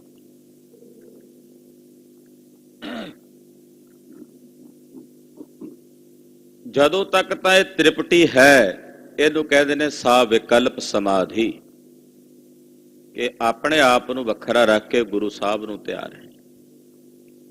ਇੱਕ ਐਸੀ ਅਵਸਥਾ ਹੈ ਜਿੱਥੇ ਆਪਣਾ ਆਪ ਚੇਤੇ ਹੀ ਨਹੀਂ ਰਹਿ ਜਾਂਦਾ, ਗੁਰੂ ਵਿੱਚ ਮਿਲ ਕੇ ਇੱਕ-ਮਿਕ ਹੀ ਹੋ ਜਾਈਦਾ, ਧਿਆਨ ਧਿਆਤਾ ਤੇ ਤ੍ਰਿਪਟੀ ਤਿੰਨੇ ਹੀ ਨਹੀਂ ਰਹਿ ਜਾਂਦੀਆਂ। ਤੋਹੀ ਮੋਹੀ ਮੋਹੀ ਤੋਹੀ ਅੰਤਰ ਕੈਸਾ, ਉਹਨੂੰ ਕਹਿੰਦੇ ਨੇ ਨਿਰਵਿਕਲਪ ਸਮਾਧੀ, ਅਫੁਰ, ਜਿੱਥੇ ਕੋਈ ਫੁਰਨਾ ਨਹੀਂ। ਉਸੇ ਨੂੰ ਸਿੱਧ ਗੋਸ਼ਟ ਵਿੱਚ ਪਾਤਸ਼ਾਹ ਕਹਿੰਦੇ ਅੰਤਰ ਸੁਨੰਗ ਬਾਹਰ ਸੁਨੰਗ, ਤ੍ਰੇ ਭਵਨ ਸੁਨਮ ਸੁਨੰਗ, ਚੌਥੇ ਸੁਨਨਾ ਜੋ ਨਰ ਜਾਣ, ਤਾਕੋ ਪਾਪ ਨ ਪੁੰਨੰ, ਅੰਤਰ ਸੁਨੰਗ ਅਫੁਰ। ਇੱਥੇ ਵੀ ਕਹਿ ਰਹੇ ਨੇ ਸੁਨ ਮੰਡਲ ਇੱਕ ਜੋਗੀ ਬੈਸੇ, ਉਹ ਸੁਨ ਮੰਡਲ ਅਫੁਰ ਅਵਸਥਾ, ਜਿੱਥੇ ਕੋਈ ਫੁਰਨਾ ਨਹੀਂ, ਜਿੱਥੇ ਕੋਈ ਸੰਕਲਪ ਵਿਕਲਪ ਨਹੀਂ, ਜਿੱਥੇ ਧਿਆਨ ਧਿਆਤਾ ਧੇ ਦੀ ਤ੍ਰਿਪਟੀ ਨਹੀਂ, ਜਿੱਥੇ ਗਿਆਨ ਗਿਆਤਾ ਗੇ ਦੀ ਤ੍ਰਿਪਟੀ ਨਹੀਂ, ਜਿੱਥੇ ਪ੍ਰਮਾਣ ਪ੍ਰਮਾਤਾ ਪ੍ਰਮੇਯ ਦੀ ਤ੍ਰਿਪਟੀ ਨਹੀਂ, ਉਸ ਸੁਨ ਮੰਡਲ ਵਿੱਚ ਕੋਈ ਇੱਕ ਵਿਰਲਾ ਜੋਗੀ ਜੁੜਿਆ ਹੋਇਆ ਬੈਠਾ ਹੈ, ਕੋਈ ਇੱਕ। ਹਰ ਇੱਕ ਨੂੰ ਤਾਂ ਨਹੀਂ ਨਾ ਇਹ ਅਵਸਥਾ ਮਿਲਦੀ। ਆਖੋ ਸਤਿਨਾਮ ਸ੍ਰੀ ਵਾਹਿਗੁਰੂ। ਹਰ ਕੋਈ ਤਾਂ ਨਹੀਂ ਨਾ ਇਸ ਖੇਡ 'ਚ ਪਹੁੰਚਦਾ। ਕੋਈ ਇੱਕ ਇੱਥੇ ਇੱਕ ਸ਼ਬਦ ਵਰਤਿਆ, ਇੱਕ ਜੋਗੀ ਵੈਸੇ, ਕੋਈ ਇੱਕ ਕਰੋੜਾਂ ਵਿੱਚੋਂ। ਕੋਟਨ ਮੈਂ ਨਾਨਕ ਕੋ ਨਾਰਾਇਣ, ਕਰੋੜਾਂ ਵਿੱਚੋਂ ਕੋਈ ਇੱਕ ਅੱਧਾ ਯੋਗੀ। ਜੋਗੀ ਦਾ ਮਤਲਬ ਇੱਥੇ ਹੈ ਜੁੜਿਆ ਹੋਇਆ, ਜਿਹੜਾ ਜੁੜਿਆ ਹੋਇਆ ਬੈਠਾ, ਇਸ ਸੁਨ ਮੰਡਲ ਵਿੱਚ ਜੁੜਿਆ ਹੋਇਆ ਬੈਠਾ। ਜੋਗੀ ਦਾ ਮਤਲਬ ਕੰਨ ਪਾੜ ਕੇ ਮੁੰਦਰਾਂ ਪਾਣ ਦਾ ਹੀ ਨਹੀਂ ਹੈ। ਉਹ ਜੋਗੀਆਂ ਦਾ ਬਾਹਰਲਾ ਭੇਖ ਹੋ ਸਕਦਾ ਹੈ। ਉਹਨਾਂ ਨੇ ਆਪਣਾ ਫਿਰਕਾ ਜਗਤ ਵਿੱਚ ਸਿੱਧ ਕਰਨ ਲਈ ਕਿ ਮੁੰਦਰਾਂ ਪਾਉਣੀਆਂ, ਚਿੱਪੀ ਫੜਨੀ, ਸਵਾਹ ਮਲਣੀ, ਝੋਲੀ ਗਲ ਵਿੱਚ ਖਿੰਥਾ ਪਾ ਕੇ ਰੱਖਣੀ, ਹੱਥ 'ਚ ਡੰਡਾ ਫੜਨਾ। ਪਰ ਜੋਗ ਦਾ ਸੰਬੰਧ ਅੰਤਰੀਵੀ ਬਿਰਤੀਆਂ ਨੂੰ ਰੋਕ ਲੈਣ ਦਾ ਹੈ। ਪਤੰਜਲੀ ਜੀ ਦਾ ਜਿਹੜਾ ਯੋਗ ਸ਼ਾਸਤਰ ਹੈ, 6 ਸ਼ਾਸਤਰ ਨੇ, 6 ਸ਼ਾਸਤਰਾਂ 'ਚ ਇੱਕ ਸ਼ਾਸਤਰ ਯੋਗ ਸ਼ਾਸਤਰ ਹੈ ਪਤੰਜਲੀ। ਉਹ ਕਹਿੰਦੇ ਯੋਗਹ ਚਿਤ ਵਿਰਤੀ ਨਿਰੋਧਾ। ਯੋਗ ਦਾ ਮਤਲਬ ਹੈ ਆਪਣੀਆਂ ਚਿੱਤ ਬਿਰਤੀਆਂ ਨੂੰ ਰੋਕ ਲੈਣਾ, ਨਿਰੋਧ ਕਰ ਲੈਣਾ, ਰੋਕ ਲੈਣਾ। ਜਦੋਂ ਬਿਰਤੀਆਂ ਰੁਕ ਜਾਣ ਤੋਂ ਸਮਝ ਲਓ ਜੋਗੀ ਹੋ। ਜੇ ਬਿਰਤੀਆਂ ਨਹੀਂ ਟਿਕੀਆਂ ਫਿਰ ਕਾਹਦੇ ਜੋਗੀ? ਜੇ ਬਿਰਤੀ ਭਟਕਦੀ ਹੈ, ਜੇ ਬਿਰਤੀ ਦੇ ਵਿੱਚ ਹਾਲੇ ਵੀ ਮਾਣ ਦੀ ਵਡਿਆਈ ਦੀ ਕਾਂਖਾ ਹੈ, ਜੇ ਬਿਰਤੀ ਵਿੱਚ ਹਾਲੇ ਵੀ ਇੱਛਾ ਹੈ ਕਿ ਲੋਕ ਸਾਡੀ ਪੂਜਾ ਕਰਨ, ਜੇ ਬਿਰਤੀ ਵਿੱਚ ਹਾਲੇ ਵੀ ਹੈ ਕਿ ਮੈਂ ਲੋਕਾਂ ਨੂੰ ਕੰਮ ਚਮਤਕਾਰ ਕਰਾਂ, ਮਾਤ ਵਿਖਾਵਾਂ ਤੇ ਇਹਨਾਂ ਨੂੰ ਆਪਣੇ ਚੇਲੇ ਬਣਾਵਾਂ, ਤੇ ਫਿਰ ਕਾਹਦਾ ਜੋਗੀ? ਯੋਗੀ ਦੇ ਵਿੱਚ ਤਾਂ ਚਿੱਤ ਬਿਰਤੀਆਂ ਸਾਰੀਆਂ ਇਕਾਗਰ ਹੋ ਜਾਂਦੀਆਂ, ਇਕੱਠੀਆਂ ਹੋ ਜਾਂਦੀਆਂ। ਜਿਹੜੀ ਸਾਡੇ ਮਨ ਦੀਆਂ ਖਿੰਡੀਆਂ ਹੋਈਆਂ ਬਿਰਤੀਆਂ ਨੇ, ਜਦੋਂ ਇਕੱਠੀਆਂ ਹੋ ਜਾਂਦੀਆਂ ਨੇ ਇੱਕ ਜਗ੍ਹਾ ਤੇ, ਇਹਨਾਂ ਵਿੱਚ ਇੱਕ ਮਹਾਨ ਸ਼ਕਤੀ ਦਾ ਵਿਸਫੋਟ ਹੁੰਦਾ ਹੈ। ਵੈਸੀ ਚੇਤਨਤਾ ਸਾਡੇ ਅੰਦਰ ਸਫੁਰਤ ਹੁੰਦੀ ਹੈ। ਉਸ ਮਹਾਸ਼ਕਤੀ ਦਾ ਜਦੋਂ ਅੰਦਰ ਪ੍ਰਗਟਾਵਾ ਹੁੰਦਾ ਹੈ, ਫਿਰ ਉਹ ਸੁਰਤ ਇਹੋ ਜਿਹੇ ਮੰਡਲ 'ਚ ਜਾ ਪਹੁੰਚਦੀ ਹੈ ਜਿਹਦਾ ਗੁਰੂ ਨਾਨਕ ਸਾਹਿਬ ਇੱਥੇ ਜ਼ਿਕਰ ਕਰ ਰਹੇ। ਜਦੋਂ ਤੱਕ ਬਿਰਤੀਆਂ ਖਿੰਡੀਆਂ ਹੋਈਆਂ ਨੇ, ਸਾਡੀ ਸ਼ਕਤੀ ਖਿੰਡੀ ਹੋਈ। ਉਹਨਾਂ ਬਿਰਤੀਆਂ ਦੁਆਰਾ ਜਿੰਨੀ ਸਾਡੇ ਅੰਦਰ ਦੀ ਸ਼ਕਤੀ ਹੈ, ਉਹ ਬਿਰਤੀਆਂ ਦੁਆਰਾ ਬਾਹਰ ਖਿੰਡੀ ਰਹਿੰਦੀ ਹੈ। ਉਹਨਾਂ ਹੀ ਖਿੰਡਾਵ। ਸਾਧਨਾ ਜਿਹੜੀ ਗੁਰਸ਼ਬਦ ਦੀ ਹੈ, ਗੁਰਮੰਤਰ ਦੀ ਹੈ, ਉਹਨਾਂ ਖਿੰਡੀਆਂ ਹੋਈਆਂ ਬਿਰਤੀਆਂ ਨੂੰ ਇਕਾਗਰ ਕਰਨ ਦਾ। ਜਿਵੇਂ ਜਿਵੇਂ ਇਕਾਗਰ ਹੁੰਦੀਆਂ, ਇੱਕ ਜਗ੍ਹਾ ਤੇ ਇਕੱਠੀਆਂ ਹੋ ਜਾਂਦੀਆਂ ਨੇ। ਜਿਵੇਂ ਕੋਈ ਕੱਛੂ ਕੁੰਮਾ ਆਪਣੇ ਹੱਥ ਪੈਰ ਸਿਰੀ ਜੀ, ਉਹ ਸਾਰਾ ਕੁਝ ਇੱਕ ਖੋਪੜੀ ਜੀ 'ਚ ਇਕੱਠਾ ਕਰ ਲੈਂਦਾ ਨਾ, ਏਦਾਂ ਆਪਣੀਆਂ ਬਿਰਤੀਆਂ ਨੂੰ ਜਦੋਂ ਅੰਦਰ ਇਕੱਠਾ ਕਰ ਲਈਏ, ਕੋਈ ਫੁਰਨਾ ਕਫੁਰਨਾ ਨਾ ਰਹੇ, ਉਸ ਵੇਲੇ ਇਹ ਸੁੰਨ ਮੰਡਲ ਦਾ ਅਨੁਭਵ ਹੁੰਦਾ ਹੈ। ਇਹ ਮਹਿਸੂਸ ਕਰਦਾ ਕਿ ਮੈਂ ਇੱਕ ਐਸੇ ਮੰਡਲ ਵਿੱਚ ਹਾਂ ਜਿੱਥੇ ਕੋਈ ਫੁਰਨਾ ਨਹੀਂ। ਸੁੰਨ ਮੰਡਲ, ਕੋਈ ਇੱਕ ਜੋਗੀ ਮਹਾਰਾਜ ਜੀ ਕਹਿੰਦੇ ਜੁੜਿਆ ਹੋਇਆ ਉੱਥੇ ਬੈਠਾ। ਜਦੋਂ ਉੱਥੇ ਚਲਾ ਗਿਆ, ਉੱਥੇ ਜਾ ਕੇ ਕੀ ਖੇਡ ਹੈ ਉਹ ਦੱਸਦੇ ਨੇ। ਨਾਰ ਨਾ ਪੁਰਖ ਕਹੋ ਕੋ ਕੈਸੇ। ਕਿਉਂਕਿ ਜਦੋਂ ਤੱਕ ਇਹ ਸਰੀਰ ਵਿੱਚ ਆ ਤੇ ਸਰੀਰ ਦੇ ਚਿੰਨ੍ਹਾਂ ਨੂੰ ਵੇਖ ਕੇ ਅਸੀਂ ਕਹਿੰਦੇ ਆ ਮੈਂ ਪੁਰਖ ਹਾਂ, ਮੈਂ ਇਸਤਰੀ ਹਾਂ। ਜਦੋਂ ਇਹ ਸਰੀਰ ਦੀ ਗੱਲ ਹੀ ਨਹੀਂ ਰਹੀ, ਇੱਕ ਐਸੇ ਰੂਪ ਵਿੱਚ ਚਲੇ ਗਏ ਸੁੰਨ ਮੰਡਲ ਵਿੱਚ, ਉੱਥੇ ਨਾ ਇਹ ਮਹਿਸੂਸ ਹੁੰਦਾ ਮੈਂ ਇਸਤਰੀ ਹਾਂ, ਨਾ ਇਹ ਮਹਿਸੂਸ ਹੁੰਦਾ ਮੈਂ ਪੁਰਖ ਹਾਂ। ਉੱਥੇ ਇਸਤਰੀ ਪੁਰਖ ਦੀ ਖੇਡ ਤੋਂ ਨਾਰ ਨਾ ਪੁਰਖ ਨਾ ਪੰਖਣੂ, ਪੰਖਣੂ ਹੀ ਜੜੇ ਨੂੰ ਕਹਿੰਦੇ ਆ। ਇਹ ਤਿੰਨ ਕੈਟਾਗਰੀਆਂ ਮੰਨ ਲਈਏ ਮਨੁੱਖ ਦੀਆਂ, ਨਰ ਨਾਰੀ ਤੇ ਹੀ ਜਿਹੜਾ, ਕਹਿੰਦੇ ਤਿੰਨਾਂ ਦਾ ਹੀ ਅਭਾਵ ਹੋ ਜਾਂਦਾ ਉੱਥੇ, ਤਿੰਨਾਂ ਦਾ ਹੀ। ਨਾਰ ਨਾ ਪੁਰਖ ਨਾ ਪੰਖਣੂ, ਇਹਨਾਂ ਤਿੰਨਾਂ ਤੋਂ ਪਰੇ। ਜਿੱਥੇ ਵੀ ਮਹਿਸੂਸ ਨਹੀਂ ਮੈਂ ਇਸਤਰੀ ਹਾਂ ਕਿ ਪੁਰਖ ਹਾਂ, ਉੱਥੇ ਤਾਂ ਕੇਵਲ ਆਤਮਾ ਤਾਂ ਗੁਰੂ ਖਾਲਸਾ ਜੀ ਪ੍ਰਕਾਸ਼ ਦਾ ਕੋਈ ਕਹਿ ਸਕਦੇ ਆ ਵੀ ਇਸਤਰੀ ਹੈ ਜਾਂ ਇਹ ਪੁਰਖ ਹੈ। ਇਸ ਪ੍ਰਕਾਸ਼ ਨੂੰ ਆਪਾਂ ਇਸਤਰੀ ਪੁਰਖ ਜਾਂ ਹਿਜੜਾ ਤਾਂ ਨਹੀਂ ਕਹਿ ਸਕਦੇ। ਇਹਨੂੰ ਕਿਹੜੀ ਕੈਟਾਗਰੀ ਵਿੱਚ ਵੰਡਾਂਗੇ? ਇਹ ਤਾਂ ਪ੍ਰਕਾਸ਼ ਹੈ, ਆਕਾਸ਼ ਹੈ। ਇਸੇ ਤਰ੍ਹਾਂ ਆਤਮ ਸਵਰੂਪ ਵਿੱਚ ਜਦੋਂ ਚਲੇ ਜਾਈਏ, ਉੱਥੇ ਆਤਮਾ ਤਾਂ ਸਾਰਿਆਂ ਵਿੱਚ ਪਰਮਾਤਮਾ ਦੀ ਹੈ। ਉਹ ਹੁਣ ਨਾ ਨਾਰ ਹੈ ਨਾ ਪੁਰਖ ਹੈ। ਉੱਥੇ ਅਨੁਭੂਤੀ ਹੁੰਦੀ ਹੀ ਨਹੀਂ, ਅਨੁਭਵ ਹੁੰਦਾ ਹੀ ਨਹੀਂ। ਗਾਰਗੀ ਵਰਗੀਆਂ ਮਹਾਨ ਇਸਤਰੀਆਂ ਹਿੰਦੁਸਤਾਨ ਵਿੱਚ ਹੋਈਆਂ ਐਸੀ ਅਵਸਥਾ 'ਚ ਜਿੱਥੇ ਉਹਨਾਂ ਨੂੰ ਇਹ ਨਹੀਂ ਕਿ ਮੈਂ ਸਰੀਰ ਹਾਂ, ਸਰੀਰ ਤੋਂ ਪਰੇ। ਸਤਿਕਾਰਯੋਗ ਮਾਤਾ ਭਾਗੋ ਜੀ ਉਹ ਸਰੀਰ ਦੀ ਖੇਡ ਤੋਂ ਪਰੇ ਚਲੇ ਗਏ। ਬ੍ਰਹਮ ਗਿਆਨੀ ਭਾਈ ਰਾਮ ਕੋਇਰ ਸਾਹਿਬ ਜੀ ਸੇਵਾਦਾਰ ਆ ਕੇ ਬਸਤਰ ਵੀ ਉਹ ਪਹਿਨਾਉਂਦੇ ਆ, ਉਹਨਾਂ ਨੂੰ ਨਹੀਂ ਪਤਾ। ਪ੍ਰਸ਼ਾਦਾ ਛਕਾਉਂਦੇ ਆ, ਪੁੱਛਦੇ ਆ ਵੀ ਰੱਜ ਗਏ ਹੋਵਾਂਗੇ? ਨਾ ਭੁੱਖ ਦਾ ਅਹਿਸਾਸ ਹੈ, ਨਾ ਨੀਂਦ ਦਾ, ਕਿਉਂਕਿ ਉਹ ਸਰੀਰ ਦੀ ਖੇਡ ਵਿੱਚ ਨਹੀਂ, ਸਰੀਰ ਤੋਂ ਪਰੇ ਜੋ ਆਤਮ ਰਾਮ ਹੈ ਉਸ ਆਨੰਦ ਵਿੱਚ ਵਿਲੀਨ ਹੋ ਜਾਂਦੇ ਆ। ਉਸ ਆਨੰਦ 'ਚ ਉੱਥੇ ਪਹੁੰਚੇ ਹੋਏ ਉਹ ਮਹਾਂਪੁਰਸ਼, ਕੋਈ ਇੱਕ ਜੋਗੀ ਮਹਾਰਾਜ ਜੀ ਕਹਿੰਦੇ ਫਿਰ ਉਹ ਨਾ ਨਾਰ ਹੈ ਨਾ ਪੁਰਖ ਹੈ। ਕਹੋ ਉਹਨੂੰ ਫਿਰ ਕੋਈ ਕੀ ਕਹੇ, ਕੈਸਾ ਹੈ ਉਹ? ਕਹਿੰਦੇ ਇਹ ਵੀ ਨਹੀਂ ਕਿਹਾ ਜਾ ਸਕਦਾ ਕਿਉਂਕਿ ਗੂੰਗੇ ਦੀ ਮਠਿਆਈ ਹੈ। ਹਾਂਜੀ, ਤਿਰਭਾਵਨ ਜੋਤ ਰਹੇ ਲਿਵ ਲਾਈ। ਵਾਹਿਗੁਰੂ ਦੀ ਜੋਤ ਤਿੰਨਾਂ ਭਵਨਾਂ ਵਿੱਚ ਵਸਦੀ ਹੈ, ਔਰ ਜਿਹੜੇ ਗੁਰਮੁਖ ਨੇ ਉਸ ਤਿੰਨਾਂ ਭਵਨਾਂ ਵਿੱਚ ਵਸਦੀ ਹੋਈ ਜੋਤ ਨਾਲ ਆਪਣੀ ਲਿਵ ਲਾ ਕੇ ਰੱਖਦੇ ਨੇ। ਲਿਵ ਲਾਈ, ਵਾਹਿਗੁਰੂ ਦੇ ਨਾਲ ਆਪਣੀ ਲਿਵ ਲਾ ਕੇ ਰੱਖਦੇ ਹਨ। ਸੁਰ ਨਰ ਨਾਥ ਸੱਚੇ ਸਰਣਾਈ। ਸੁਰ ਦੇਵਤੇ, ਨਰ ਮਨੁੱਖ, ਨਾਥ ਜਿਹੜੇ ਉਹਨਾਂ ਦੇ ਰਾਜੇ ਨੇ, ਇਹ ਸਾਰੇ ਉਸ ਸੱਚੇ ਅਕਾਲ ਪੁਰਖ ਵਾਹਿਗੁਰੂ ਪਰਮੇਸ਼ਰ ਦੀ ਸ਼ਰਨ ਵਿੱਚ ਹਨ। ਸਭ ਉਸੇ ਦੀ ਪਨਾਹ ਵਿੱਚ, ਇਸੇ ਕਰਕੇ ਉਹਨੂੰ ਆਲਮ ਪਨਾਹ ਕਿਹਾ ਜਾਂਦਾ ਹੈ। ਆਲਮ ਪਨਾਹ, ਸਾਰਾ ਆਲਮ ਜਿਸ ਦੀ ਪਨਾਹ ਵਿੱਚ ਹੈ। ਆਲਮ ਇਹ ਸਾਰਾ ਸੰਸਾਰ ਜਿਸ ਦੀ ਪਨਾਹ ਵਿੱਚ ਹੈ, ਜਿਸ ਦੀ ਸ਼ਰਨ ਵਿੱਚ ਹੈ। ਹਾਂਜੀ, ਆਨੰਦ ਮੂਲ ਅਨਾਥ ਆਧਾਰੀ। ਉਹ ਆਨੰਦ ਦਾ ਮੂਲ ਹੈ। ਸਾਰਾ ਆਨੰਦ ਉਹਦੇ ਚ ਉਤਪੰਨ ਹੁੰਦਾ ਹੈ। ਉਹ ਆਨੰਦ ਦਾ ਮੂਲ ਹੈ। ਆਨੰਦ ਮੂਲ, ਆਨੰਦ ਦਾ ਮੂਲ ਹੈ।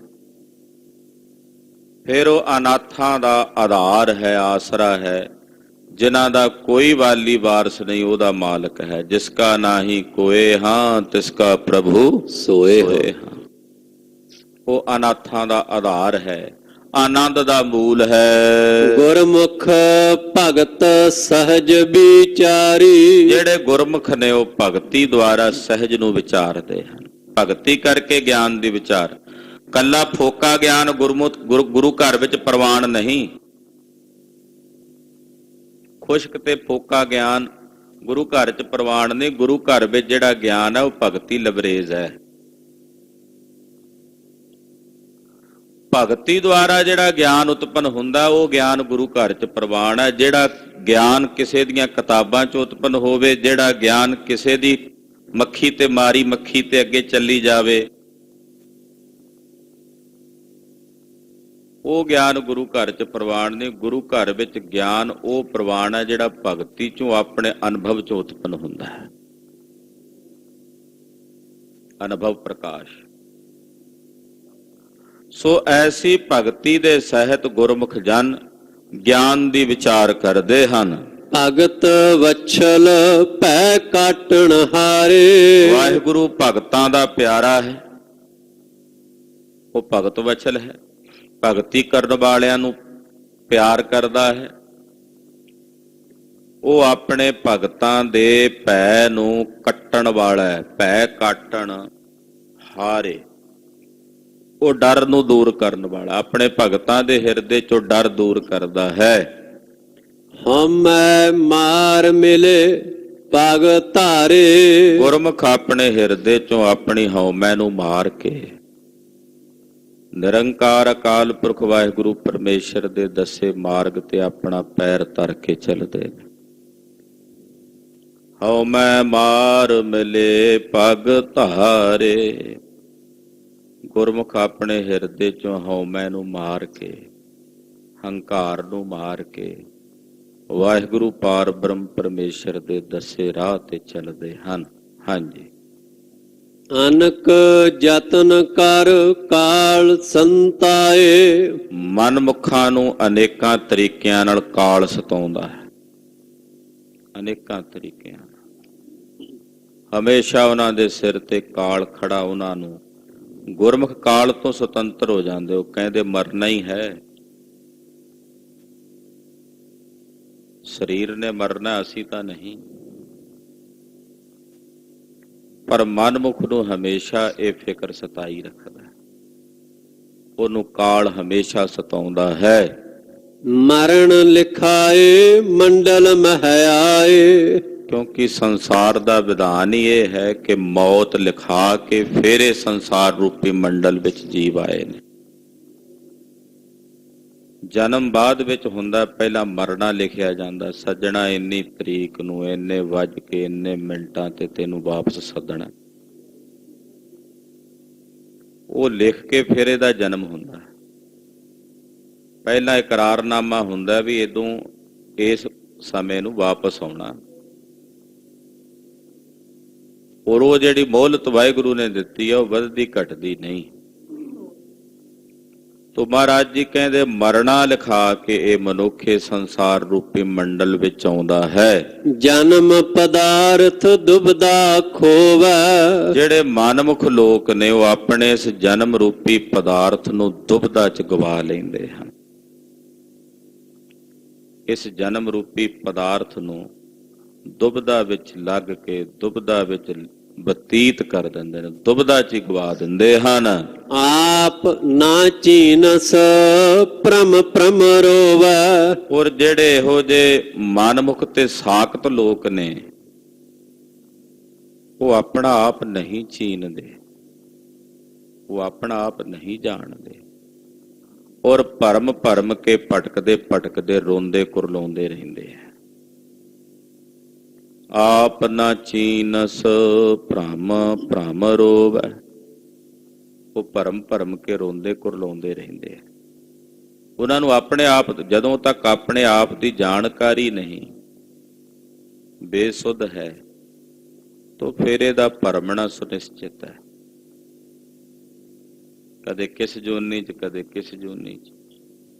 ਤੋ ਮਨਮੁਖ ਆਪਣੇ ਆਪ ਨੂੰ ਨਹੀਂ ਚੀਨਦੇ, ਨਹੀਂ ਜਾਣਦੇ, ਉਹ ਭਰਮ ਭਰਮ ਕੇ ਰੋਂਦੇ ਕੁਰਲਾਉਂਦੇ ਰਹਿੰਦੇ ਹਨ। ਕਹਿਤੋ ਪੜਤੋ ਸੁਣਤੋ ਏਕ। ਕਹਿਣ ਲੱਗੇ ਜਿਹੜੇ ਗੁਰਮੁਖ ਨੇ ਨਾ, ਕਹਿੰਦੇ ਵੀ ਉਸ ਇੱਕ ਨੂੰ ਨੇ, ਯਾਨੀ ਕਿ ਜਪਦੇ ਵੀ ਇੱਕ ਨੂੰ ਨੇ, ਪੜ੍ਹਦੇ ਵੀ ਇੱਕ ਨੂੰ ਨੇ, ਔਰ ਸੁਣਦੇ ਵੀ ਇੱਕ ਨੂੰ ਨੇ। ਕਹਿਤੋ ਪੜਤੋ ਸੁਣਤੋ ਏਕ। ਉਹ ਕਹਿੰਦੇ ਇੱਕ ਹੀ ਕਹਿ ਰਿਹਾ ਸਾਰਿਆਂ ਵਿੱਚ, ਇੱਕ ਨੂੰ ਹੀ ਪੜ੍ਹਦੇ ਨੇ ਔਰ ਇੱਕ ਨੂੰ ਹੀ ਸੁਣਦੇ ਆ। ਯਾਨੀ ਕਿ ਧੰਨ ਗੁਰੂ ਨਾਨਕ ਸਾਹਿਬ ਸ੍ਰੀ ਗੁਰੂ ਗੋਬਿੰਦ ਸਿੰਘ ਸਾਹਿਬ ਜੀ ਦੀ ਬਾਣੀ ਨੂੰ ਪੜ੍ਹਦੇ ਨੇ, ਸਤਿਗੁਰਾਂ ਦੀ ਪਾਵਨ ਬਾਣੀ ਨੂੰ ਕਹਿੰਦੇ ਨੇ ਔਰ ਸੁਣਦੇ ਵੀ ਸਤਿਗੁਰਾਂ ਦੀ ਅੰਮ੍ਰਿਤ ਬਾਣੀ ਨੂੰ ਨੇ। ਏਦਾਂ ਵੀ ਗੱਲ ਕਰ ਸਕਦੇ ਹਾਂ ਕਿ ਸਤਿਗੁਰਾਂ ਦੇ ਪਾਵਨ ਬਚਨਾਂ ਤੋਂ ਬਿਨਾਂ ਉਹਨਾਂ ਨੂੰ ਕੁਝ ਹੋਰ ਭਾਉਂਦਾ ਹੀ ਨਹੀਂ। ਉਹਨਾਂ ਦੇ ਕਹਿਣ ਸੁਣਨ ਤੇ ਪੜ੍ਹਨ ਵਿੱਚ ਇੱਕ ਹੀ ਹੈ। ਧੀਰਜ ਧਰਮ ਧਰਣੀ ਧਰ ਟੇਕ। ਵਾਹਿਗੁਰੂ ਪਾਰ ਬ੍ਰਹਮ ਪਰਮੇਸ਼ਰ ਧੀਰਜ ਸਹਿਤ ਧਰਮ ਦੀ ਦਾਤ ਦੇਣ ਵਾਲਾ ਹੈ। ਔਰ ਇਹ ਸਾਰੀ ਧਰਤੀ ਦੀ ਧਾਰ ਟੇਕ ਜਿਹੜਾ ਉਹ ਅਕਾਲ ਪੁਰਖ ਪਰਮੇਸ਼ਰ ਨੇ ਧਰਮ ਨੂੰ ਸੁਨਿਸ਼ਚਿਤ ਕੀਤਾ ਹੋਇਆ। ਇਹ ਧਰਤੀ ਧਰਮ ਦੇ ਪੈਰ ਤੇ ਖੜੀ ਹੈ। ਗੁਰੂ ਖਾਲਸਾ ਜੀ ਧਰਮ ਦੇ ਆਸਰੇ। ਧੌਲ ਧਰਮ ਦਇਆ ਕਾ ਪੂਤ। ਕਿਸੇ ਬਲਦ ਨੇ ਨਹੀਂ ਚੁੱਕੀ ਹੋਈ। ਮਹਾਰਾਜ ਕਹਿੰਦੇ ਧਰਮ ਹੀ ਇੱਥੇ ਧੌਲ ਨਾਮ ਚਿੱਟੇ ਰੰਗ ਦੇ ਉਜਵਲ ਧਰਮ ਨੇ। ਇੱਥੇ ਧੌਲ ਦਾ ਅਰਥ ਏਦਾਂ ਵੀ ਕਰਾਂਗੇ, ਚਿੱਟਾ ਉਜਵਲ। ਧਰਮ ਉਜਵਲ ਹੀ ਹੁੰਦਾ ਨਾ, ਧਰਮ ਤਾਂ ਉਜਵਲ ਹੈ। ਉਜਵਲ ਧਰਮ ਨੇ ਇਸ ਧਰਤੀ ਨੂੰ ਚੁੱਕਿਆ ਹੋਇਆ। ਧਰਮ ਦੇ ਆਸਰੇ ਧਰਤੀ ਟਿਕੀ ਹੋਈ ਹੈ ਔਰ ਇਹ ਧਰਮ ਦਾ ਆਸਰਾ ਉਸ ਵਾਹਿਗੁਰੂ ਨੇ ਧਰਤੀ ਨੂੰ ਦਿੱਤਾ ਹੈ। ਕਲੀ ਕਾਲ ਦੇ ਸਮੇਂ 'ਚ ਧਰਮ ਨੂੰ ਟਿਕਣ ਵਾਸਤੇ ਜਿਹੜੇ ਚਾਰ ਪੈਰ ਚਾਹੀਦੇ ਸਨ, ਉਹ ਹੌਲੇ ਹੌਲੇ ਕਰਕੇ ਇੱਕ ਇੱਕ ਪੈਰ ਇੱਕ ਇੱਕ ਯੁੱਗ ਦੇ ਨਾਲ ਖਿਸਕਦਾ ਚਲਾ ਗਿਆ। ਪਰ ਗੁਰੂ ਨਾਨਕ ਸਾਹਿਬ ਸੱਚੇ ਪਾਤਸ਼ਾਹ ਮਾਤ ਲੋਕ ਦੀ ਧਰਤੀ ਤੇ ਅਵਤਰਤ ਹੋਏ। ਜਿਹੜੀ ਧਰਤੀ ਗਰਕ ਹੋ ਰਹੀ ਸੀ, ਜਿਹੜੀ ਕਹਿੰਦੀ ਸੀ ਇੱਕ ਚਰਨ ਪਰ ਟਿਕਾ ਨਾ ਜਾਈ, ਗੁਰੂ ਬਾਬਾ ਜੀ ਨੇ ਉਹਨੂੰ ਧੀਰਜ ਦਿੱਤਾ, ਧਰਮ ਦਾ ਆਸਰਾ ਦਿੱਤਾ ਔਰ ਉਹਨੂੰ ਟਿਕਾਇਆ। ਹਾਂਜੀ। ਜਤ ਸਤ ਸੰਜਮ ਹਿਰਦੈ ਸਮਾਏ। ਜਤ ਸਤ ਸੰਜਮ ਸ਼ੁਭ ਗੁਣ ਇਹ ਗੁਰਮੁਖਾਂ ਦੇ ਹਿਰਦੇ ਵਿੱਚ ਸੁਤੇ ਸਿੱਧ ਸਮਾਏ ਜਾਂਦੇ ਹਨ। ਚੌਥੇ ਪਦ ਕਉ ਜੇ ਮਨ ਪਤੀ ਆਏ। ਤਿੰਨਾਂ ਅਵਸਥਾਵਾਂ ਤੋਂ ਪਰੇ ਜਿਹੜੀ ਚੌਥੀ ਅਵਸਥਾ ਹੈ। ਤਿੰਨ ਅਵਸਥਾਵਾਂ ਤੇ ਆਪਾਂ ਸਾਰੇ ਹੀ ਰਹਿੰਦੇ ਹਾਂ, ਜਾਗਰਤ ਸਵਪਨ ਸੁਖੋਪਤੀ। ਹੁਣ ਆਪਾਂ ਜਾਗ ਰਹੇ ਹਾਂ, ਲੇਟ ਕੇ ਅੱਖਾਂ ਬੰਦ ਕੀਤੀਆਂ ਨੇ, ਨੀਂਦ ਨਹੀਂ ਆਈ, ਸੁਪਨਾ ਆਇਆ ਤੇ ਉਹ ਦੂਜੀ ਅਵਸਥਾ ਸੁਪਨੇ ਦੀ ਹੈ। ਗੂੜੀ ਨੀਂਦ 'ਚ ਚਲੇ ਗਏ, ਜਿੱਥੇ ਸੁਪਨਾ ਵੀ ਨਾ ਰਹੇ ਉਹਨੂੰ ਸੁਖੋਪਤੀ ਕਹਿੰਦੇ ਆ। ਇਹਨਾਂ ਤਿੰਨਾਂ 'ਚ ਹੀ ਰਹਿੰਦੇ ਆਪਾਂ। ਫਿਰ ਜਾਗ ਪਏ, ਕਦੇ ਸੁਪਨੇ 'ਚ ਕਦੇ ਸੁਖੋਪਤੀ 'ਚ। ਪਰ ਜਿਹੜੇ ਰੱਬ ਦੇ ਪਿਆਰੇ ਨੇ ਉਹ ਇਹਨਾਂ ਤਿੰਨਾਂ ਅਵਸਥਾਵਾਂ ਤੋਂ ਪਰੇ ਚੌਥੀ ਅਵਸਥਾ ਹੈ ਤੁਰਿਆ ਪਦ ਦੀ, ਉਹਦੇ 'ਚ ਰਹਿੰਦੇ ਨੇ। ਜਿਹਦੇ ਬਾਰੇ ਪਾਤਸ਼ਾਹ ਕਹਿੰਦੇ ਨੇ ਤੀਨ ਵਿਆਪਹਿ ਜਗਤ ਕੋ ਤੁਰਿਆ ਪਾਵੈ ਕੋਏ। ਉਹ ਤੁਰਿਆ ਪਦ ਹੈ। ਉਸ ਚੌਥੇ ਪਦ ਵਿੱਚ ਧੰਨ ਗੁਰੂ ਨਾਨਕ ਸਾਹਿਬ ਕਹਿੰਦੇ ਜੇ ਕਿਸੇ ਦਾ ਮਨ ਪਤੀਜ ਜਾਏ, ਯਾਨੀ ਕਿ ਉੱਥੇ ਪਹੁੰਚ ਜਾਵੇ, ਸਾਚੇ ਨਿਰਮਲ ਮੈਲ ਨਾ ਲੱਗੈ। ਸੱਚੇ ਤੇ ਨਿਰਮਲ ਹੋ ਜਾਂਦੇ ਨੇ, ਸ਼ੁੱਧ ਹੋ ਜਾਂਦੇ ਨੇ। ਫਿਰ ਉਹਨਾਂ ਨੂੰ ਕਿਸੇ ਵੀ ਪ੍ਰਕਾਰ ਦੇ ਪਾਪ ਕਰਮ ਦੀ ਮੈਲ ਨਹੀਂ ਲੱਗਦੀ। ਗੁਰ ਕੈ ਸ਼ਬਦ ਭਰਮ ਭਉ ਭਾਗੈ। ਸਤਿਗੁਰੂ ਜੀ ਦੇ ਸ਼ਬਦ ਦੁਆਰਾ ਗੁਰਮੁਖਾਂ ਦੇ ਹਿਰਦਿਆਂ ਚੋਂ ਭਰਮ ਵੀ ਨਸ ਜਾਂਦਾ ਹੈ, ਡਰ ਵੀ ਦੂਰ ਹੋ ਜਾਂਦਾ। ਭਰਮ ਤੇ ਭਉ, ਭਰਮ ਤੇ ਡਰ ਦੋਵੇਂ ਭੱਜ ਜਾਂਦੇ ਨੇ ਗੁਰਸਿੱਖਾਂ ਦੇ ਹਿਰਦਿਆਂ ਚੋਂ। ਉਹ ਭਰਮ ਤੇ ਭਉ ਦੋਨਾਂ ਤੋਂ ਰਹਿਤ ਹੋ ਜਾਂਦੇ ਹਨ ਜਿਨ੍ਹਾਂ ਦੇ ਹਿਰਦਿਆਂ ਵਿੱਚ ਗੁਰੂ ਕਾ ਸ਼ਬਦ ਵਸਦਾ ਹੈ। ਸੂਰਤ ਮੂਰਤ ਆਦ ਅਨੂਪ। ਵਾਹਿਗੁਰੂ ਜੀ ਦੀ ਸੋਹਣੀ ਸੂਰਤ ਦੀ ਸੋਹਣੀ ਮੂਰਤ